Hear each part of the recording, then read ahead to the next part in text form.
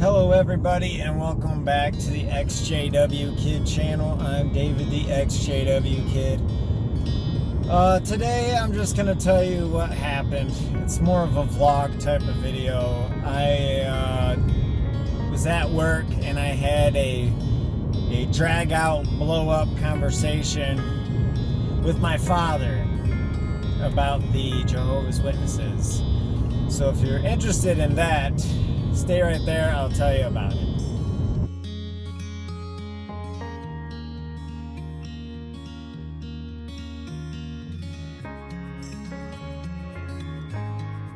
Back in the day, so Stephen Lett's mom's getting him in the car, and she's continuously slamming his head in the door, and he's like, nah, nah, like just boom, boom, boom, nah.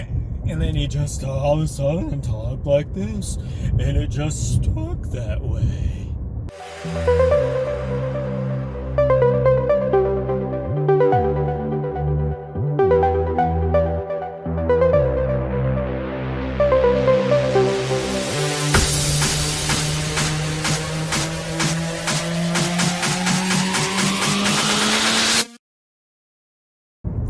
Hey everybody.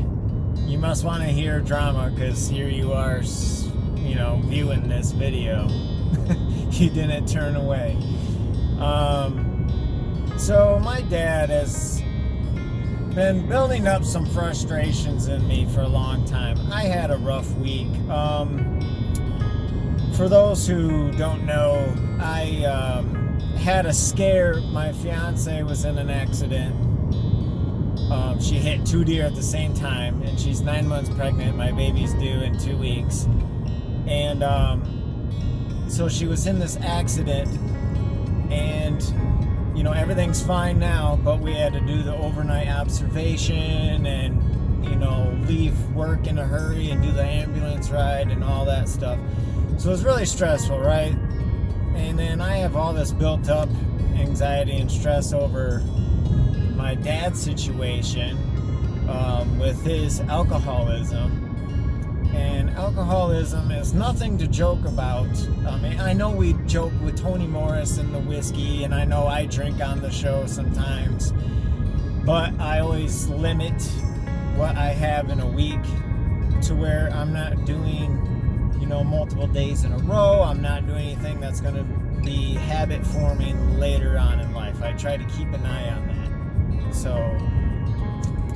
everybody can drink and have a good time, but just be aware of it taking in control and consuming your life is all I'm saying. And so I have to deal with certain aspects with his situation, and a lot of pressure and guilt and different types of feelings come my way from dealing with that. He had said something that kind of set me off a little bit. And then so I automatically went into like aggressive mode because I've kind of just like, all right, gloves off, let's do this, because it's just so built up, because he does nothing to change the situation. So I just want to grab him, and, I love him, but he stresses me out. And he stresses other family members out. But so anyways, the real topic that you're looking for is the Jehovah's Witness thing, right? So he brought up the witnesses just as like a quick little thing, like and that was enough to make me go like a lion to a gazelle. And because I don't really like talking to him about it because he don't want to hear it. And you know what's funny? As soon as we began speaking about it, he tried to stray away from it because he didn't want to argue. But for some reason, man, my chest is tight right now. I was shaking, my heart was beating. I was just, when you're in a good conversation argument, when you're doing the shakes. But so I just kind of went into it, and his reactions, mind you, he hasn't been to a meeting in probably 25 years, right? But he still thoroughly believes this, wholeheartedly believes believes this shit. And if you don't believe that the Jehovah's Witnesses are the truth, then he kept saying, who are you going to believe? These Catholics? No. That's not what I'm saying. Who are you going to believe? This over here, this Baptist church down the road? I'm like, no. I'm like, that's not what I'm saying. See, the Jehovah's Witness thinks in black and white as far as you're either in the truth or you're all about evolution and, evolution, and you're looking forward to nothing and you're just going to die and there's no paradise earth. And which is funny because he doesn't go to any meetings or do anything to do with the religion, the freaking cult. He doesn't do anything with the cult. But yet, he wants to preach to me. And he was just complaining about, well, I would call my mom, my grandma, but she just preaches all the time and I can't handle that. What the fuck you doing to me, man? What? Oh, this is what I'm saying. They don't see it. They are programmed to preach even when they're not even a freaking member anymore. They're still preaching. It's sober in. Everything that he said was going down the checklist of a Jehovah's Witness. He argued this debate that Rutherford had back in the day. And what else did he say?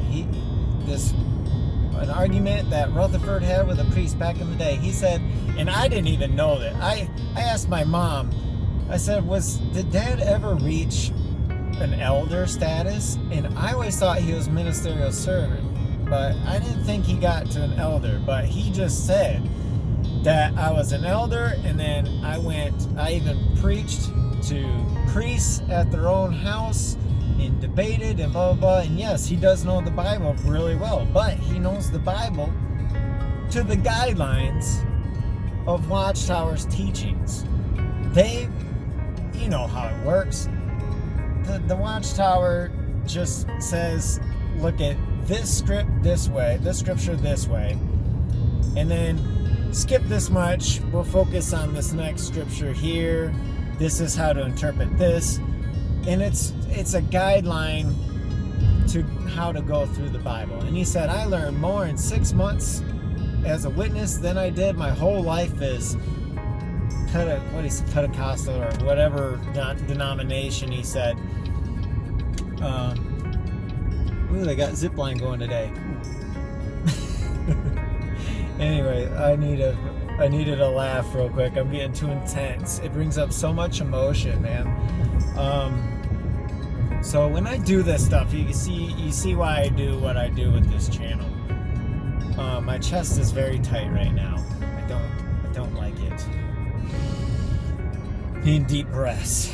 But so we went back and forth, and I would bring up little things like the whole light bearer conversation with Albert Pike and the Freemasonry, the cross and crown with the Knights Templar, the old references. I did that route. I brought up new stuff like the Australian Royal Commission.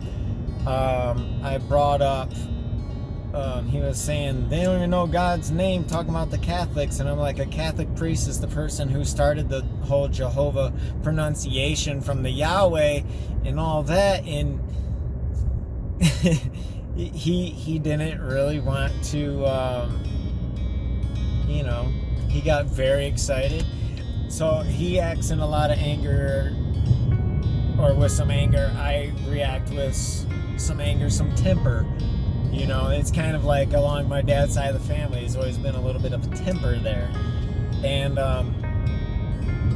so I tried to, a trick that I use isn't the right way to approach it, but I almost act a little not arrogant, but like a little cocky, just kind of like, oh yeah, well, check this out. Oh, well, why don't you look here? And, he's like, you don't know shit. And I learned all this. I've seen everything already. I've got 30-something years on you. And I'm like, yeah, you do.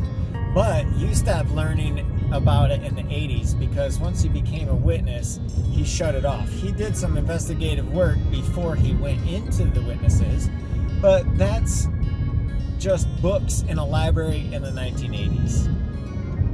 Like, what does that, I mean, come on. That ain't gonna get you nowhere. There's so much, just like my last video that I talked about, John Cedars reaching 50,000 subscribers. There's so much more awareness. There's so much more testimonials. There's documentation proof, like the United Nations, which I told him about that, and he brushed that off in a hurry. Like, he turned that into a good thing, because he was just preaching how the witnesses don't believe in politics and all this shit, which he is so into politics, just like none of the thinking matches up. But anyways, and I said, well, the witnesses lied to everybody. I says, they're involved with the United Nations. And he goes, oh, well, that's a good thing. And then he went into some Bible scriptures where they talk about the United Nations being on the good side and all that. And I know there's tons of videos where we went into that, not myself, but other XJW channels, having to do with JW Broadcasting, speaking about who's the king of the north, and it sounded like Game of Thrones there for a while with Russia talk. But anyways, he really just had the defensive mode. I would point out things, he wouldn't even consider it for a second or to go look at anything. And because he said he already knew it, even though it's like a brand new website. Hey, go to jwfacts.com. No, I'm not doing that. And then he says he's very open-minded. He's more open-minded than myself. I'm sorry if I'm getting a little personal here, but I don't have a lot of people to vent as far as this topic goes. And so, I know there's everybody watching understands this. So I thought I would share this story and let you know that, coming out of it, I feel kind of good, but I feel guilty and bad at the same time, because I know he's going through a very hard time in life right now. And the last thing I want to do is argue with my dad during a bad time. But, then again, he's been having a bad time for the last 15 years. So, when is a good time, You gotta strive forward in life. You have to keep going with a positive mindset, picturing a positive outcome, doing things that can take you to a better place in your life. That's what you guys gotta do. Don't get caught up in bad situations and bad vibes in life. And, it will suck you down. It will be like, the opposite of what the witnesses teach. Like, if you go to them, it's so bright and so loving, but sometimes the pressure can bring out, the demons from the dark, and then they'll press down on your shoulders and keep you down with fear, with worry, with envy, those types of things. This is a total off the top of my head type of video, but I just really wanted to share it with you guys, because I have always held back from doing this with him and my aunt and grandma, and because I know it would go like this. There's just no easy way to get through to somebody who has such beliefs, even if the organization is proven to be false. Oh crap, I'm going the wrong way. I need to get water.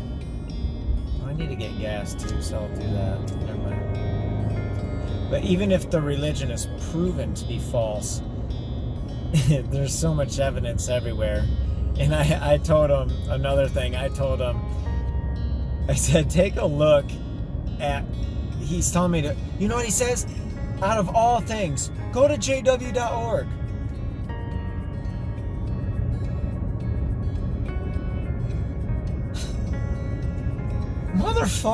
are you serious? Go to jw.org. That is so ridiculous. Everybody says that. I says, Dad, I know what jw.org is. Are you kidding me? Like, that's who they freaking worship these days. jw.org. Oh, everything's on there.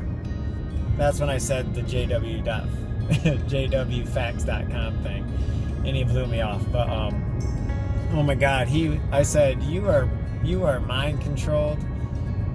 I said, it is burnt into your brain. I said, you sound like every other witness that brings up a discussion about this. You are hitting every checklist on the way down.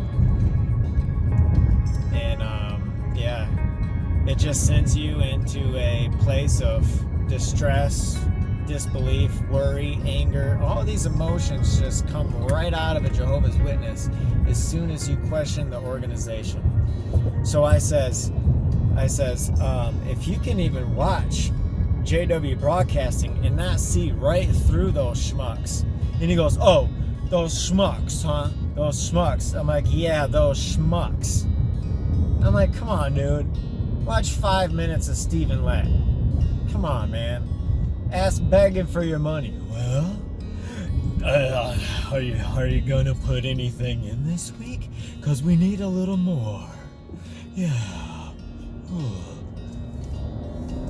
Fucking fart eater. What a fart munching. Like, I think he was near Chernobyl when the accident happened in 1986. I think he was poisoned by radiation. And either that, or he's one of those kids that, cars weren't as safe back in the day. So Stephen Lett's mom's getting him in the car, and she's continuously slamming his head in the door. And he's like, nah, nah, like just boom, boom, boom, nah. And then he just all of a sudden talked like this, and it just stuck that way. That's Stephen Lett. Anyways, I want to end this on a positive note, though. Like I said earlier, strive forward in life. If you can't help other people in the organization, hey, at least you made it out. Live the best life you can. Keep your eyes open for deception. Learn all you can. And observe the world with new eyes that are open to different ideas. Because let's face it, I don't think anybody's got this world figured out. And we're not going to make it out alive anyways. So don't stress yourself out if you don't have all the answers by the time you're on your deathbed, because I'm pretty sure that's normal. And yes, I do think we go somewhere after we die, so I don't think you necessarily have to fear death. I mean, don't obviously try to live here as long as you can. But when the day comes, there's enough evidence to show that I think there's something else out there that comes after. And just because you don't follow the Watchtower doesn't mean that you won't get to participate in that. So you guys know that I love you, and have a great day, a great weekend. I'm going to go home and maybe mow the lawn if the rain holds off. And just try to get some fresh air and see if I can't have a couple smiles today. Until next time, everybody, remember to take care of yourselves. See you later.